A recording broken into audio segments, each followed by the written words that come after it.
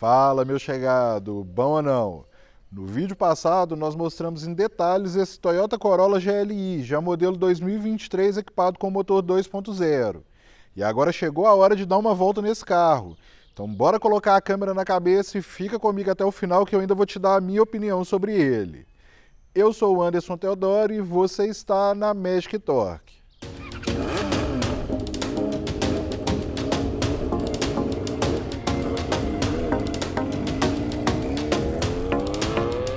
Bom, meu chegado, vamos começar o teste de uso aqui do Corolla, então vamos resetar o computador de bordo para a gente poder ver qual que vai ser a média de consumo desse carro no final do nosso trecho. Bom, meu chegado, vamos começar subindo aqui o nosso tradicional morro, depois da rotatória. Vamos torcer para ninguém atrapalhar, né? Geralmente o pessoal tá meio perdido aí. Começamos a subir aqui, ó. O carro sobe bem, ó. Eu tô reladinho. Se eu dar uma pisadinha, ele vai. Claro, esse câmbio CVT ele tem um comportamento um pouco diferente, daqui a pouco a gente vai falar sobre o câmbio, mas em relação à subida de morro, assim, não é um morro tão íngreme, ele sobe com uma certa tranquilidade, não dá susto nada não. Em relação à arrancada desse carro, apesar de ser um motor aspirado, ele arranca bem sim, ele sai bem de situações parado. Lembrando que esse carro tem um 0 a 100 declarado de 9.2 segundos. Só que vamos combinar, né? Última coisa que dono de Corolla está preocupado é com o 0 a 100 desse carro. Pelo menos a maioria dos donos. Só que como a ideia é falar do carro, esse 0 a 100 não é dos melhores pelo fato de ser um motor aspirado. O motor tem uma boa potência, tem um bom torque, só que ele vem bastante tarde, lá nas 4.400 rotações mais ou menos. Em relação à suspensão desse carro, eu acho que esse é um ponto que o Corolla melhorou demais. Eu lembro de andar nas gerações passadas aí e ser aquela suspensão tão macia que chegava a ser irritante. E era irritante porque não tinha graça nenhuma andar no carro. E além disso, ele rolava bastante a carroceria em curvas. Agora não, tá bem diferente, tá bem mais firme, só que passa longe de ser dura. Esse é um ponto que, claro, tem um pouco de gosto pessoal envolvido, só que também tem um pouco de lógica em relação à questão da estabilidade. Então agora eu acho que ele melhorou por isso, porque segue sendo um carro confortável, mas dá um certo prazer de dirigir, com essa suspensão um pouco mais firme. Um ponto que me surpreendeu nesse carro é o fato dele ter a suspensão independente nas 4 rodas. Quando eu critiquei o fato do Corolla Cross que veio para o Brasil ter perdido, teve gente que já veio prontinho com hate. Voltando para o carro, eu sempre falo do sistema de freios, né? Aqui ele funciona muito bem, não tenho nada para reclamar. Lembrando que ele conta com ABS, que é obrigatório, e ainda tem freio a disco nas 4 rodas. E já que a gente está falando de segurança, eu fiquei bastante impressionado, viu? Como essa é a versão de entrada, era para ser um pouco mais pelada, só que a Toyota foi lá e colocou o Toyota Safety Sense. Como eu falei no outro vídeo, o Toyota Safety Sense ou TSS é um pacote que conta com o piloto automático adaptativo, frenagem de emergência, sistema de saída e permanência em faixa, comutação do farol alto, além do alerta de colisão frontal. E uma coisa que eu sempre critiquei da Toyota, aqui eu não posso reclamar. Eles saíram daqueles carros extremamente simples, que tinham uma boa mecânica e nada mais, para isso aqui, que tem um excelente acabamento, um grande número de itens de série, então isso não dá para reclamar. E aqui eu não estou falando que é o melhor carro do mundo, como muita gente acredita por aí não, viu? Eu tenho minhas ressalvas. E uma delas é o preço. Um chegado reclamou aí nos comentários que eu não falo o preço dos carros, né? Então vamos lá, valor de hoje, data que eu tô gravando esse vídeo no site da Toyota, sem colocar nenhum item no carro, como pintura ou qualquer outro tipo de opcional que tem por lá, R$ 146.890, sendo que isso pode variar um pouco dependendo da sua região. É um excelente carro? É claro que é, só que eu ainda acho o preço muito alto. É claro que tudo no Brasil é muito caro, aqui custa 150 mil reais praticamente, e em um carro que apesar de não ser, é considerado de luxo aqui no Brasil. Mas me conta aqui nos comentários, meu chegado, teria coragem de pagar esse preço aqui no Corolla? Pensando muito no nosso mercado aí, não tem muito para onde correr, mas que dá um desânimo dá. E em relação ao preço, eu falo disso para todo carro, tá? Porque a gente sabe que não vale isso tudo, tanto que lá fora não tem esses valores absurdos. Bom, meu chegado, vamos começar a dar uma andada com o Corolla aqui, vamos ver como é que é o desempenho dele. A gente já está aqui em 90 km por hora praticamente, lembrando que lá na frente tem o radar.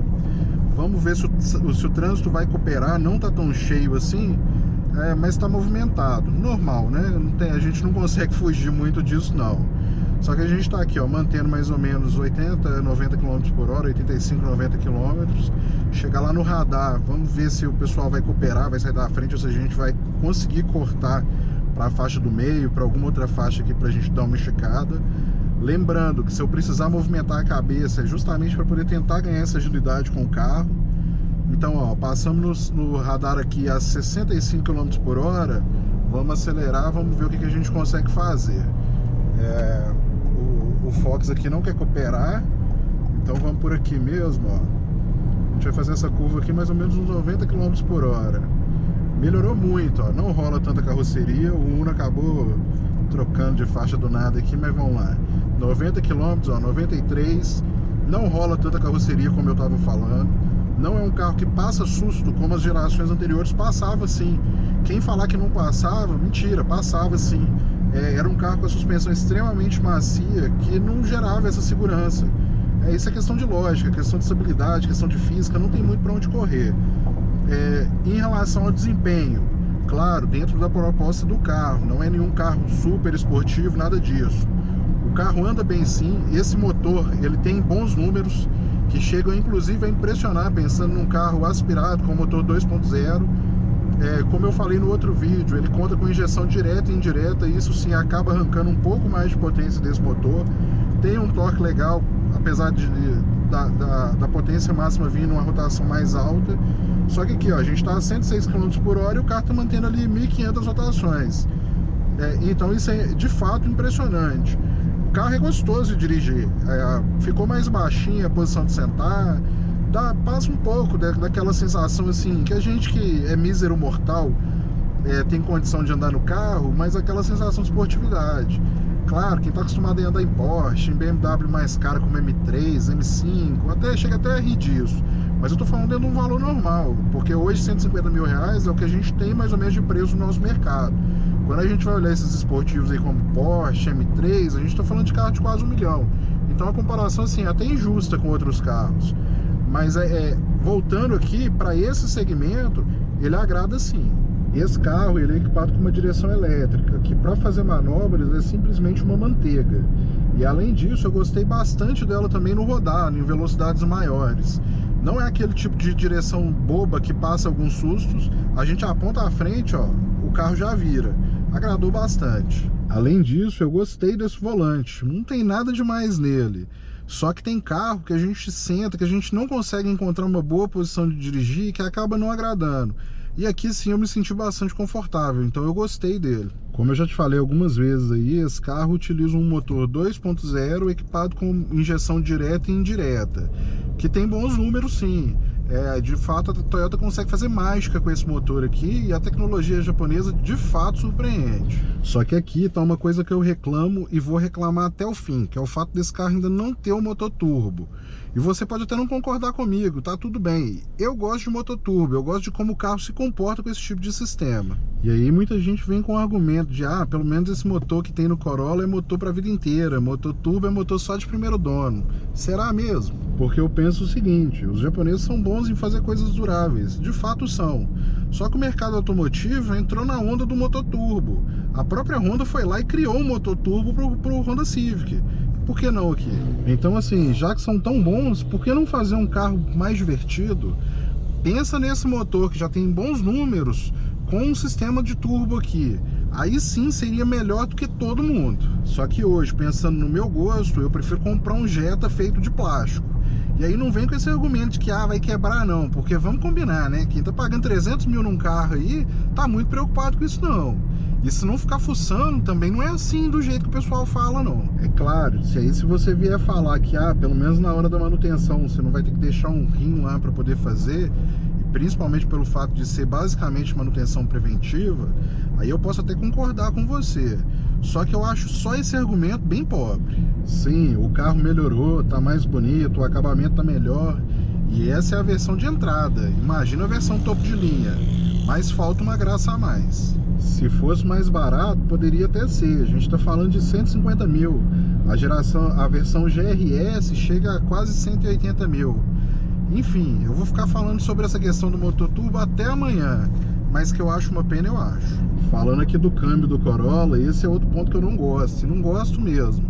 Ele utiliza uma transmissão do tipo CVT, que simula 10 velocidades. Falando de uma forma racional sobre o câmbio, aqui ele funciona com maestria. Como ele não tem marchas, ele não dá tranco, conseguiram fazer de uma forma que ele não tem aquela sensação do CVT de embreagem patinando. Então assim, você vai pegar e vai rodar nisso aqui eternamente. Mas aí com isso que eu te falei, aí você me pergunta, né? Você não gosta porque você é doido? Não, eu só acho que não gera prazer nenhum também dirigir. É um câmbio que funciona bem e pronto. Eu não sei como é que são essas coisas de contrato, de engenharia, mas eu acho que se aqui fosse pelo menos um Aisin, seria bem mais divertido. E antes que alguém fale qualquer coisa aí, a Aisin também é japonesa, é um câmbio bem robusto. Mas enfim, é o que tem aqui, funciona bem e pronto. Mas me conta aqui, meu chegado, tá gostando desse vídeo da gente rodando no carro e trocando uma ideia? Se tiver, deixa o like aí embaixo, que me ajuda muito a saber o que você tá pensando no vídeo.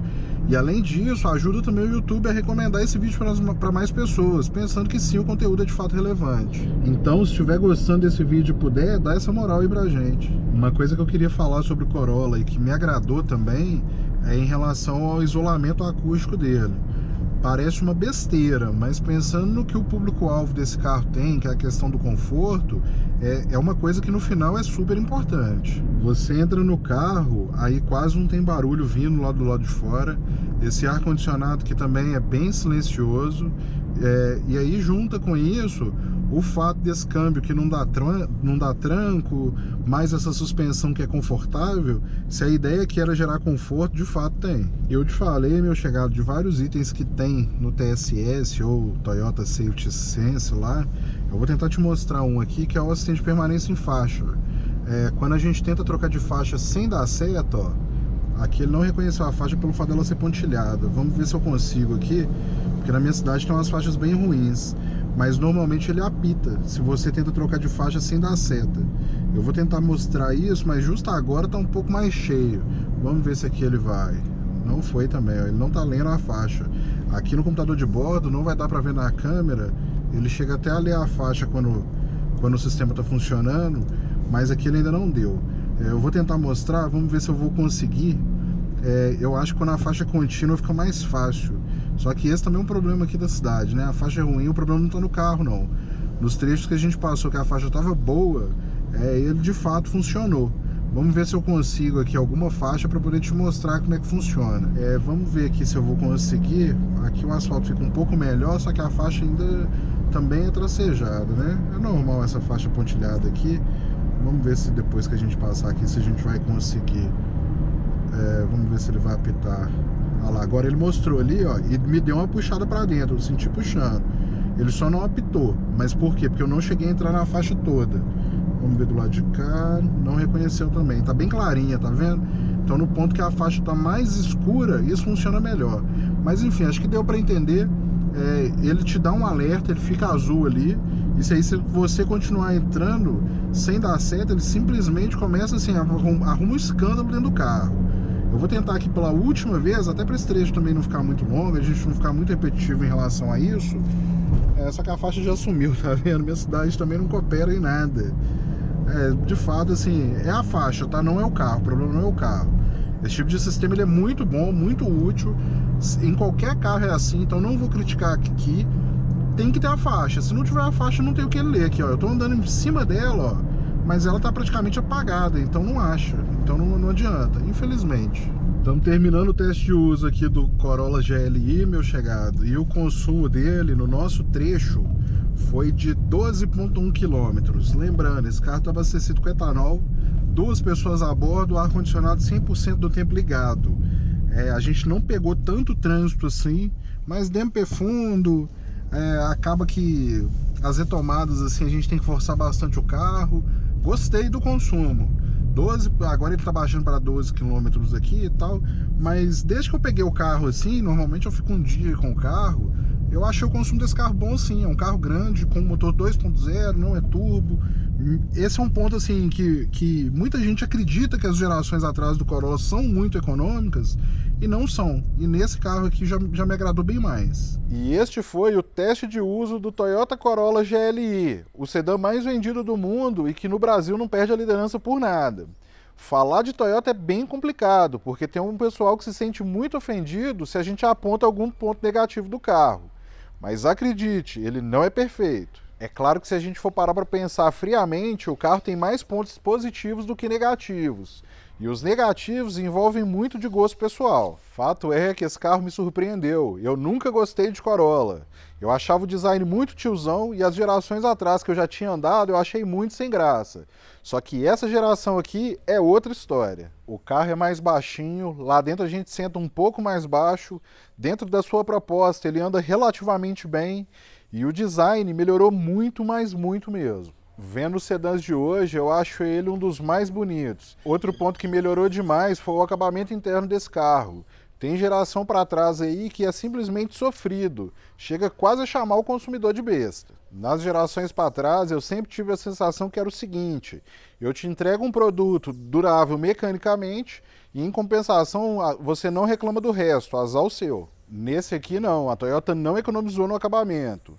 Como eu falei várias vezes, essa é a versão de entrada. E aqui não tem isso, de porta do motorista de um jeito, porta do passageiro no banco de trás de outro, segue tudo o mesmo padrão. Além disso, outro ponto que impressiona é o tanto de equipamento que esse carro tem, mesmo sendo a versão menos cara, ou mais barata, como preferir. Mas isso também é digno de elogios. É claro que eu preciso fazer a ressalva do motor aspirado e desse câmbio CVT. Mas lógico, isso é opinião minha. O conjunto é bom sim, mecanicamente vai te atender, principalmente para manter o argumento de que não quebra. Mas agora a questão é, eu pagaria os quase 150 mil reais nele se eu tivesse? Por tudo que esse carro tem, pagaria sim. Só que claro, vez ou outra eu ia dar uma reclamada do motor e do câmbio, porque afinal não é porque o carro é meu que ele é perfeito, não é mesmo? Eu vou ficando por aqui, meu chegado, mas me conta, gostou desse vídeo? Então compartilha lá naquele grupo de WhatsApp com seus amigos que vocês estão sempre falando de carro e para aquele seu amigo que sempre pergunta se tal carro é bom ou se tal carro não é. Lembrando que aqui na Magic Torque tem vídeo novo toda semana às 18 horas. Eu aguardo você para o próximo. Inter.